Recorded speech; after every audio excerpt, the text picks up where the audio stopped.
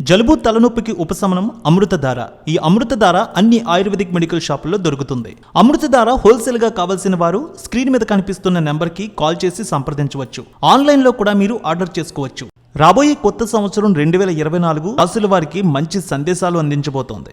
ముఖ్యంగా వివాహం కోసం ఏళ్ల తరబడి ఎదురు చూస్తున్న బ్యాచులర్స్ అదృష్టం 2024లో కనువిందు చేయబోతోంది. పెళ్లి కోసం ఏళ్ల తరబడి ఎదురు చూస్తున్న పెళ్లి కాని వారికి కొత్త సంవత్సరం మంచి జరగబోతోంది. 2024 వైవాహిక బంధానికి ఎంతో శుభప్రదం కాబోతోంది. జ్యోతిష్య శాస్త్ర లెక్కల ప్రకారం కొత్త సంవత్సరం 2024లో కొన్ని రాశులకు చెందిన పెళ్లి కాని వారికి 100కి 100% వివాహమయ్యే అవకాశాలు కనిపిస్తూ ఉన్నాయి. ఇది కొత్త ఉత్సాహంతో సంతోషంతో ప్రారంభమవబోతోంది. సింపుల్గా చెప్పాలంటే 2024 కొత్త సంవత్సరంలో ఇన్నాళ్లుగా బ్యాచులర్స్ వివాహం కోసం చూస్తున్న వాళ్ళకి నిజంగా ఇది గొప్ప సమయంగా కనిపించబోతోంది. కొత్త సంవత్సరంలో వారి వివాహం మాత్రమే కాదు, కుటుంబంలో అదృష్టవంతులైన కోడలు బిడ్డ జన్మించే కొన్ని ప్రత్యేక అవకాశాలు ఉన్నాయి. అయితే ఏ అదృష్ట రాశుల్లో ఈ ప్రత్యేక వివాహాలు జరగబోతున్నాయో ఒక్కసారి మనం చూద్దాం.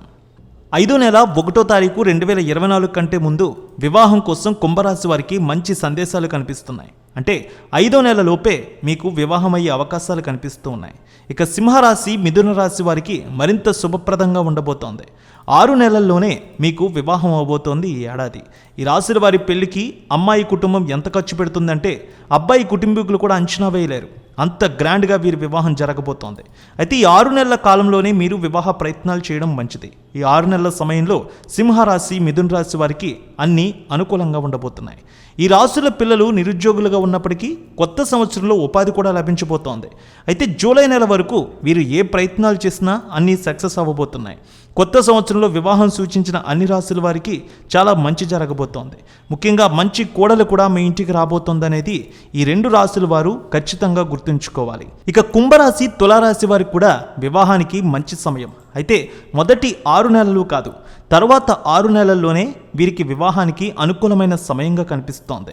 డిసెంబర్ 31 తర్వాత బృహస్పతి ప్రత్యక్షంగా ఉంటున్నారు. సో వీరికి ఈ మొదటి 6 నెలలు కాకుండా చివర వచ్చే 6 నెలలు మంచి సమయంగా కనిపించబోతోంది.